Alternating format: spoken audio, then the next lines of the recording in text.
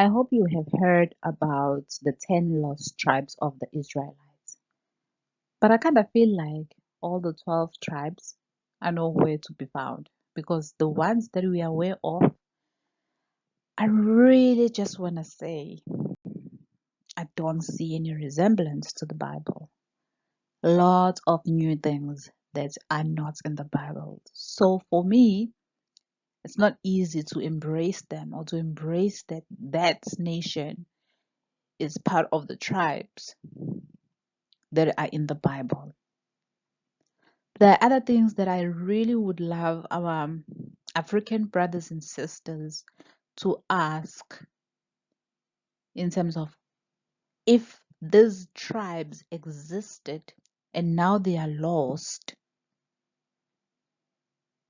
how come just a few people were able to go back and say, I am from the tribe of Israel? And how did those people identify themselves as they were the people of the Bible? And right now, across the world, there is this awakening, if I have to call it awakening, even though there is a lot of trial and error in this awakening. A lot of people want to call themselves Black Jews. A lot of people want to call themselves Hebrews or Black Hebrews. A lot of people want to call themselves Israelites. But those Black people who want to call themselves those names, I think they forget one thing, and that is for the longest time, very minimum or very minimal has changed in Africa. So if you want to call yourself a Black Hebrew, and there is no one in Africa who speaks that language, you should know for a fact that that is not African.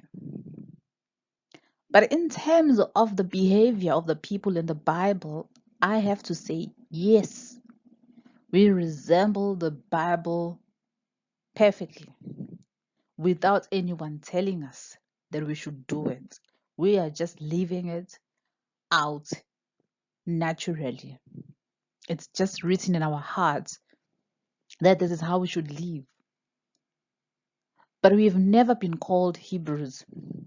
We've never been called Israelites. We've never been called Jews. So where do those names come from? For me, I think I have discovered a few things. I do not want to say I know it all, and I do not want to say that my truth is the only truth and is the truth. But I just want to pick up your mind to say, just think about it. Just think about this. We have never been Hebrews. We have never been Israelites. We have never been Jews. What are the people of the Bible? We need their real name. Who are they and what are they called? Without using the names that have been created, that were never existing. Because, for instance, I'll just make an example. The word Egypt is found in the Bible throughout. However, the people who lived back then, even in the walls, are not written Egypt. They are written Kemet. How could the people who were living back then call themselves Kemet, but the Bible calls them Egyptians? You can see the two different things already. So that means even the people in the Bible, they did not call themselves Hebrews. They did not call themselves Israelites or Jews. They call themselves something else. And that something else is something that is missing. And the biggest thing that has ever happened to our African continent, which I have to say, was the brainwashing through European history. That was not written by our people, just to make us forget our roots, or just not so that we do not know who we are, and not also be able to identify with the Bible because we think, oh yeah, the Bible is just European history. It's nothing that we can identify with. But when you're looking at the nature of the people who are living there, it's like their characteristics are just African. There is no way.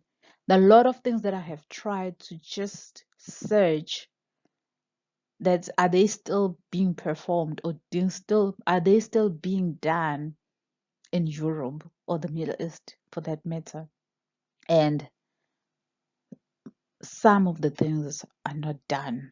Oh, and that's for me is worrying, that how can you live the ways of your forefathers easily? And for us who were not the people of the Bible according to the history, are the ones who are performing or doing those things. So I really just want my people to wake up and say, how did this book end up in the hands of people who don't reflect this life? What happened? What is lost in history? What is it that we are not being told?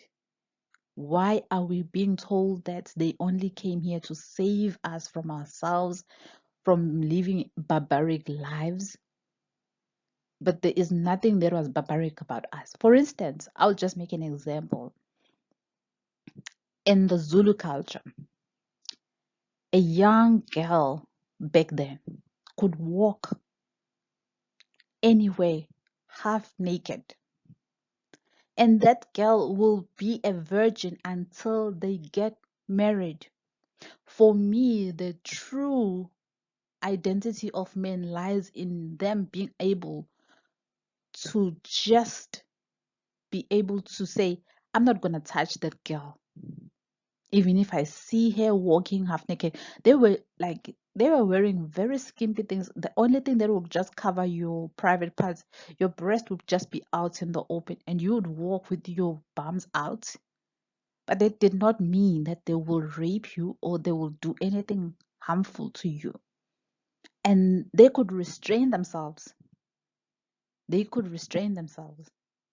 But the moment they said, no, we are living barbaric lives because you guys are walking half naked, wear clothes.